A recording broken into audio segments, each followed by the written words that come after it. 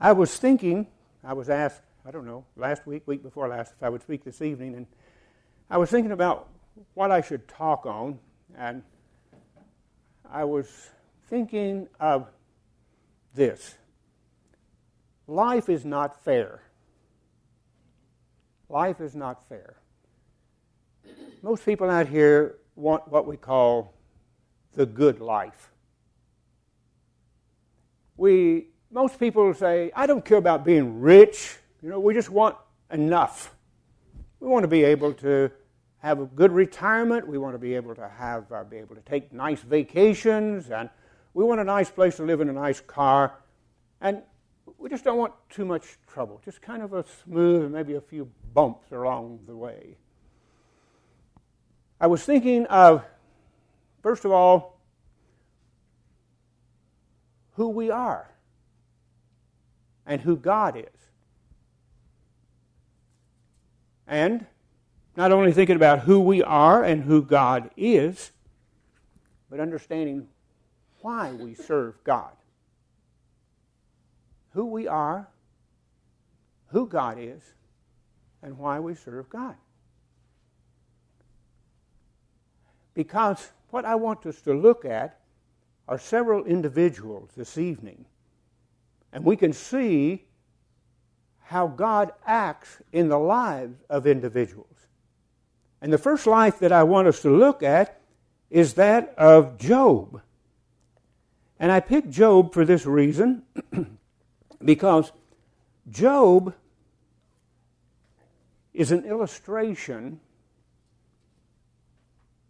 of proving that there are those who serve God for no other reason than that He is God, and they love Him and want to serve Him. Now, what we have in this book is a test case of why people serve God. A test case. Now, is it fair? Life is not fair. And life was not fair to Job, that's for sure. And God chose him to use as a test case. Because Satan came along and said, God, no one serves you because they love you. They have hidden motives. Let's just read a little bit here. The Lord said to Satan, have you considered my servant Job? There is no one on earth like him. He's blameless, upright, a man who fears God and shuns evil. Wow. Does Job fear God for nothing? Why does Job serve you? Have you not built a hedge around him and his household and everything he has? You have blessed the work of his hands so that his flocks and herds are spread throughout the land. But stretch out your hand and strike everything he has, and he will curse you to your face. Why? Because Job serves you out of ulterior motives. You've built a hedge around him. God said, all right, we will use Job as a test case. Job lost all his possessions. He lost his children. Everything. That's not fair. To take his children's lives? To take God taking someone's life, that's not fair.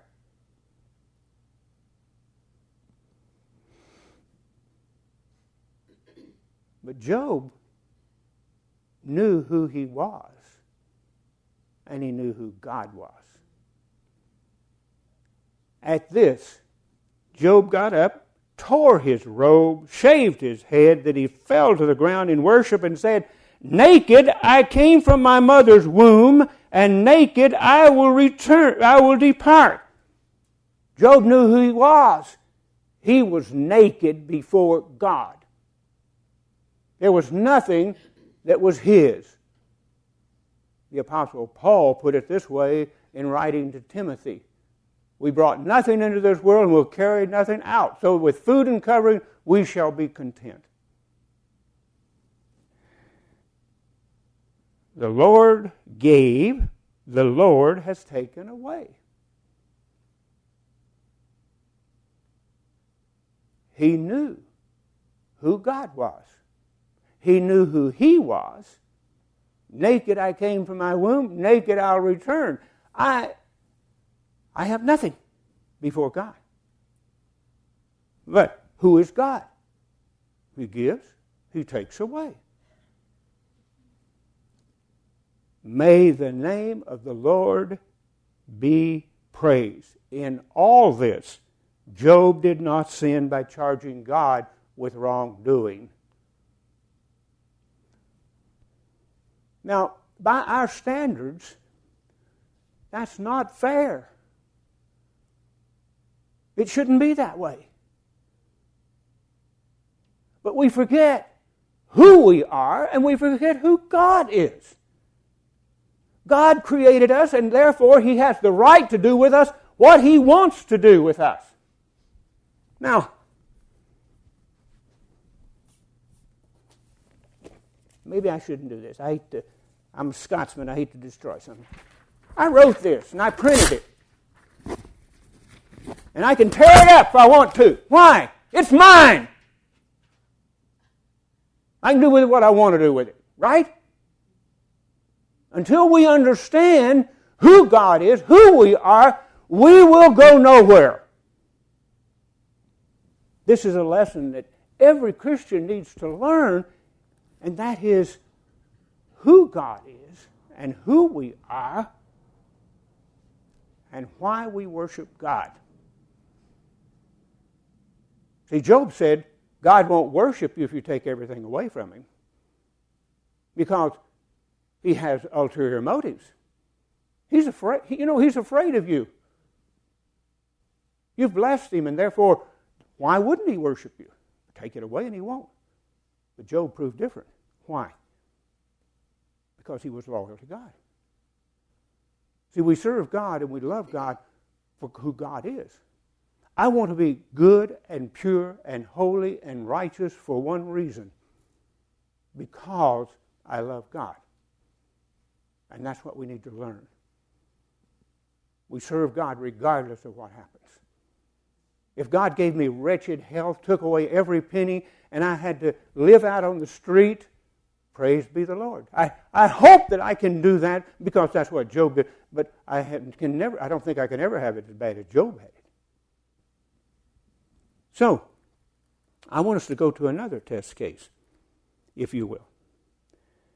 And I want to talk about, well, the next in line is Moses. Now, you talked about Moses this morning, and you talked about Moses as the meekest. Yeah. And that was after God tamed him. I want to talk about him before he was tamed. Moses lived 120 years, and his life is divided into three sections, 40 years each. Moses, to begin with, was, he was let me just read what he was. Moses was educated in all the wisdom of the Egyptians and was powerful in speech and action. He was powerful in his speech and in his actions. When Moses was 40 years old, he decided to visit his fellow Israelites, and he saw one of them being mistreated by an Egyptian, so he went to the defense and avenged him by killing the Egyptian. Actually, it was cold-blooded murder, because when you go over to Exodus, it says he looked to the left, he looked to the right, and saw nobody around, and he killed him. Moses was a murderer. But you know what Moses thought? God had already spoken to Moses before the burning bush. Because Moses thought his own people would realize that God was using him to rescue them but they did not. Now, here's the thing with Moses. Moses was an arrogant man who thought he had the monkey by the tail. He thought he was somebody. Now, I'm going to show you what God did with him. God couldn't use him.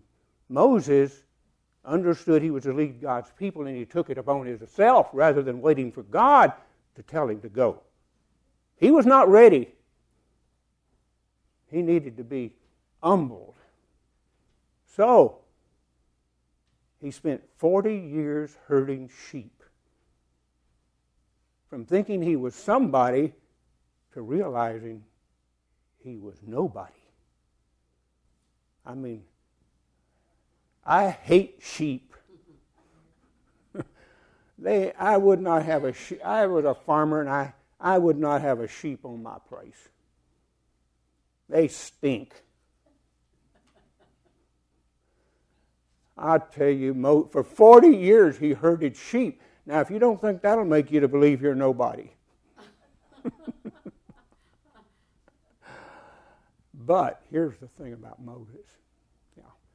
See, Moses is compared to Jesus because he was a prophet, and he was the one who gave us, as Hebrews, the old law, and Christ is the one who gave us the new covenant and so forth. But now Moses is like John talked about this morning. He's humble. He's ready to serve. God can use him, see. But that's not fair. I mean, Moses had everything. Why would God do this to him? Make him herd sheep for 40 years. So he could be useful. Sometimes people have to be humble to be where they can be useful. And now Moses is ready. And it took a patient, meek individual to be a leader, not a powerful Egyptian prince, but a man who now can lead because he needed to be patient. Wow. God said of Israel, these obstinate people, I should kill them. And Moses prayed on their behalf several times because God was going to destroy them. And how Moses ever put up with them, I know how. He herded sheep 40 years, and he learned to be the most meek man because God put him under this test, and he was ready. When God spoke to him, he didn't feel like he could lead God's people. No, and he offered all these excuses. But God said, yes, you're ready. You're ready now. Before you thought you were ready, now you are ready. No, I'm not. Yes, you are. No, yes. No, yes. Okay. Now, let's talk for a moment, about Hosea. And, when we start talking about who God is and who we are. Now, the nation of Israel, God compared himself to a husband and the nation of Israel as his wife. And that's a comparison that we find throughout the Bible. In the New Testament, Jesus is referred to as the bridegroom, and the church is his bride. That is a comparison that we find in the Bible.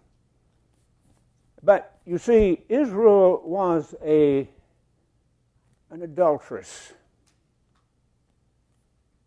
spiritually adulterous, by worshiping idolatrous gods, by not being faithful in heart in their worship. It was only a routine that they went through. You know what God did? He took poor old Hosea and said, "Now, I'll tell you what I'm going to do. I want you to do this. You see, you children, go to school and show and tell. And so here's what God said. I want you to do this. I want you to go out, and I want you to marry this woman who's an adulteress. I want you to have children by her, and then she's going to be unfaithful to you and become a prostitute. And then what I want you to do is take her back as your wife and tell her that she's going to be faithful to you. Now, talk about being unfair. John, what if God told you to go out and marry an adulteress? That's not fair. But you see, life is not fair, and if we know who we are and who God is, then we accept that God can do with us what He wants to do with us. Do you understand that? So Hosea goes out and marries Gomer. And then she is a slave on a block. And God tells her to buy her back. And He buys her back for, I think it's 13 shekels or something, and a gomer of wheat, or I don't remember exactly, but He tells her to buy her back. You mean, here I am, Hosea, you mean I've got to buy that woman back who goes out and becomes a prostitute and she's a slave now on the block? I've got to do that for why? Well, I want you to be an illustration of how Israel is. See, because I want to buy Israel back, and I want her to be faithful to me. So He goes and He buys her back, and He says, you're going to be my faithful wife now. But I use that. God took a man and did his life that way. Now, here's the point.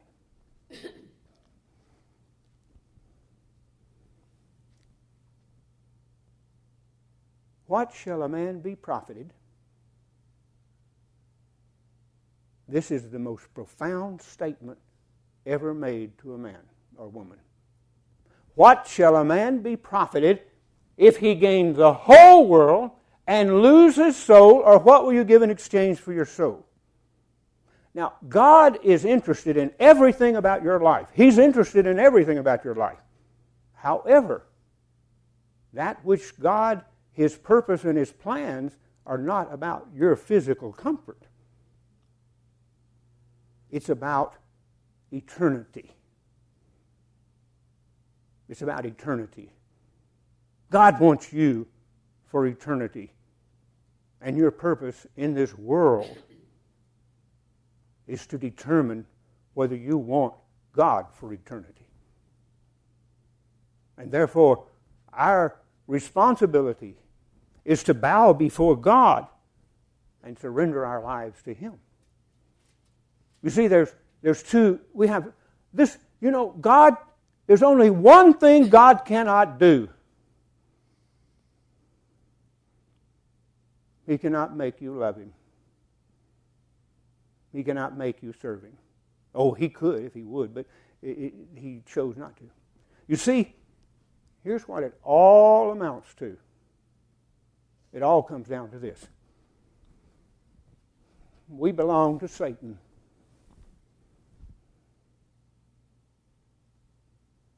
Our will, what I want, when I want it, where I want it. This is the way I want things. But when I see Jesus, and when I see God, and the value there, like Jesus used the lost coin, of how valuable it was and gave up everything to be able to have it, or the lost pearl. So when a person sees that and he comes over here and he says, not my will, I don't want to follow my way because I don't know how to go. I don't know how to open the door and go in and out. I'm just like a little child. I surrender my life to you. See, as Paul wrote, really in answer to that statement that I made, what should you profit, would be Galatians 2, where Paul says, I have been crucified with Christ. It is no longer I who live. Christ lives in me, and the life that I live in this body, I live in faith in the Son of God who loved me and gave Himself up for me. That's it. See, when you crucify yourself, it means that I'm not living according to my will. I am dead. Now it is God's will. God, do with me what you want to do with me. If you think that I should, for my benefit, that I should be out here on the street, Lord, put me out here on the street. Whatever you want is what I want. Now, this lesson that I'm talking about is for mature Christians. Now, time's running on, so I want to look at somebody else. Joseph. And I think Dante preached on Joseph recently. I'm not going to preach about Joseph, except that here was a young man who was 17 years old. He was sold as a slave, and 13 years later, he was made the ruler of Egypt next to Pharaoh. Now, it's very unfair. I mean, this 17-year-old boy had done nothing wrong. So he's sold into slavery. And then his master, Potiphar's wife, finds him a desirable young man. She wants him to sleep with her. And he says, I can't do this. I cannot sin against my master, and I cannot sin against God. Now that's character. Oh, here's the thing with Joseph. And of course, as a result of that, he was put in prison. Now, while he was a slave, he was the best slave. When he was a prisoner, he was the best prisoner. Because regardless of the circumstances, he did everything right. See, when he was a slave, he rose to the top to where Potiphar says, I didn't know anything about my business that was going on. Joseph took care of everything. The only thing that he didn't have was my wife. And then when he got in prison, he became the best prisoner. Joseph, see, regardless of the situation he found himself, he did his best to serve God and to do what was right. And then, of course, it wasn't really until after he was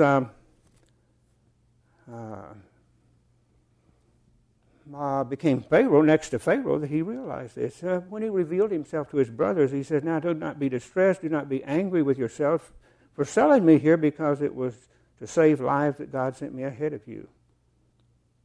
God sent me ahead of you to preserve you, for you a remnant on earth, and to save your lives by great deliverance. He found out that God had been using him for a purpose. Not fair. God would use a young man like that to accomplish a purpose of saving other people's lives. I mean, surely he can do something else. Naked I came from my mother's womb, naked I'll return. Oh, I forgot something about Job. Oh, after Job was afflicted with the boils. I want to go back to that because this is interesting. I find it so strange. Job, paraphrasing there, his wife said to him, you pitiful man, why don't you just curse God and die? Now, that would have taken all the wind out of my sail. I mean, to have lost everything, my children, and then be stricken with boils from the top of my head to the soles of my feet. At least I have my wife, and my wife turns against me and says, you're pitiful. Why don't you just curse God and die? Oh, Lord, help me. And what did Job say? He says, you foolish woman, shall we not receive good and bad from the Lord? Hello, Job. I just hope that I can act half as what Job did. Well, all right, moving on. My last one, Esther. Now, Esther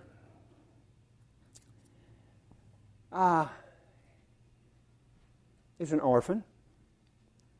Mordecai, some question, but I think it was he was probably her uncle. Some translations say cousin. I think My thinking is he was her uncle. She became queen. She was a Jewish who became a queen to a pagan king. That doesn't sound fair, does it? Doesn't seem right. But God had a plan. And you see, here's what we read in regards to that.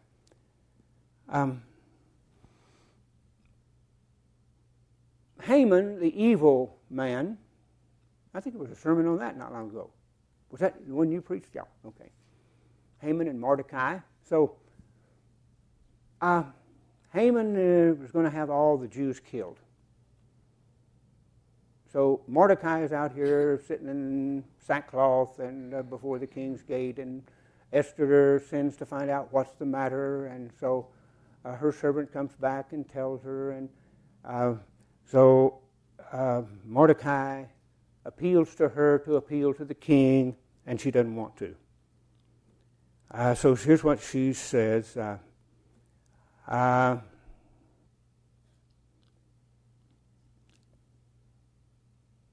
So then she instructed him to say to Mordecai, this is the 4th chapter of Esther, all the king's officials and the people of the royal provinces know that if for any man or woman who approaches the king in inner court without being summoned, the king has but one law, that he be put to death. The only exception to this is for the king to extend the golden scepter to him and spare his life. But 30 days have passed since I was called to go to the king. Well, she was afraid, you know. It's kind of like what John was saying this morning, that sometimes we're afraid, but there are times when we have to step out anyway. You know, we just can't be hid. We have to have the courage to say, okay, and we step forward. So, what does Mordecai? So, when Esther was reported to Mordecai, he sent back his answer: do not think that you, because you're in the king's house, you alone of all the Jews will escape. For you remain silent at this time. Relief and deliverance for the Jews will arise from another place. You know, God has purpose for people, and if they don't want to fulfill it, that's okay. God will use somebody else. His purpose will be fulfilled. If Esther had refused, God would have had some other means to use, because God's will prevail always. So God says, Mordecai said, if you don't want to, you don't have to. But you'll die. God will send somebody else. And he goes on to say, but who knows, but you have come to this royal position for such a time as this. For such a time as this. See, we never know whether we have been raised up for this particular time. I often think of my life, of all the people that I have taught and over the years, and hundreds and hundreds of classes that I have held, and people that have been baptized. That I think of it this way. I think, what if my purpose in life was not to have preached and reached all these people, but that God had me on a collision course, and there was one person I was to meet. All the other was simply that which was a part of coming together, whatever. But my purpose, regardless of how many people I taught, was this one person that God had in mind for me. Because he knew that that person would be the one person who would really see the Word, have a good and honest heart, and we'd be totally committed to God and be saved, whereas maybe all the rest of them would be lost. You follow me? Who knows but what God has raised you up for such a time as this? Who knows but what God has you on a collision course with someone? Who? I don't know. You know, I sold Amway. We used to sing a song. No, no, no, no, yes. No, no, no, no, no, no, no, no, no, no, yes. And they would say, we're not looking for no's. We're looking for yeses. Don't worry about the no's. Go through the numbers.